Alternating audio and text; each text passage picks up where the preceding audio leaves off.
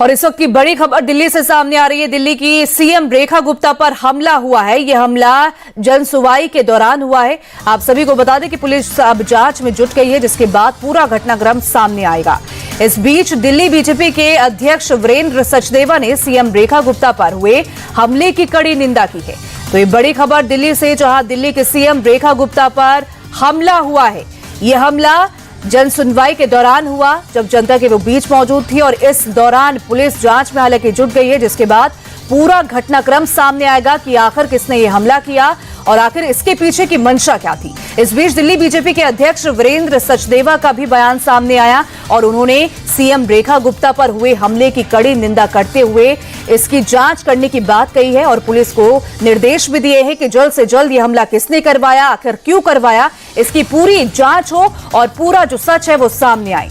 तो ये बड़ी खबर, जहां एक तरफ दिल्ली को लेकर तमाम तरीके के वादे किए जा रहे, तो वहीं दूसरी तरफ दिल्ली के मुख्यमंत्री रेखा गुप्ता पर बड़ा हमला।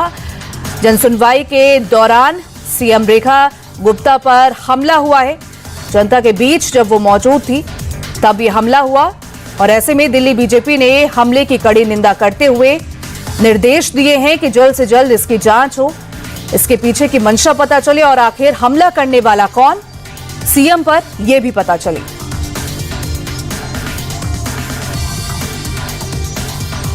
तो दिल्ली की मुख्यमंत्री रेखा गुप्ता पर हमला, जनसुनवाई के दौरान सीएम रेखा पर हमला हुआ है। आप सभी को बता दें कि इसको लेकर अब जहां एक तरफ दिल्ली बीजेपी अध्यक्ष वीरेंद्र सचदेवा का भी बयान सामने आया। उन्होंने कहा कि सीएम रेखा गुप्ता पर हुए हमले की उन्होंने हालांकि कड़ी निंदा की और साथ ही पुलिस को भी निर्देश दिए हैं कि आखिर रेखा गुप्ता पर हमला किसने किया, क्यों किया, कौन था हमला करने वाला, इसकी पूरी डिटेल सामने आए, इसकी पूरी जांच सामने आए और उस पर कड़ी से कड़ी कार्रवाई की जाए।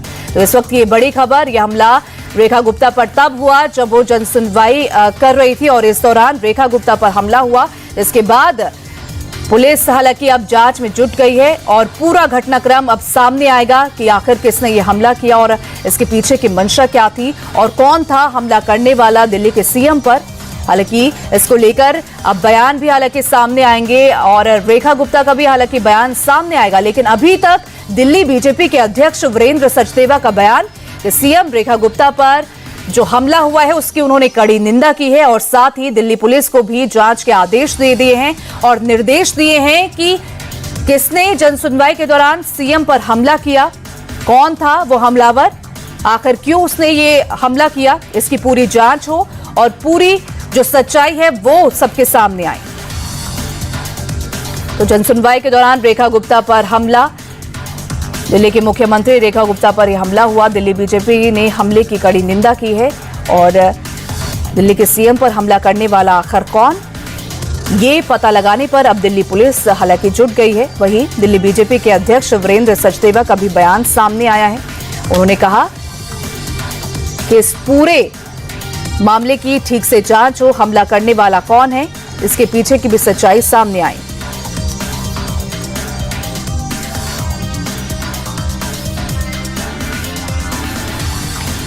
तो दिल्ली की मुख्यमंत्री रेखा गुप्ता पर साप्ताहिक जनसुनवाई के दौरान हमले की खबर।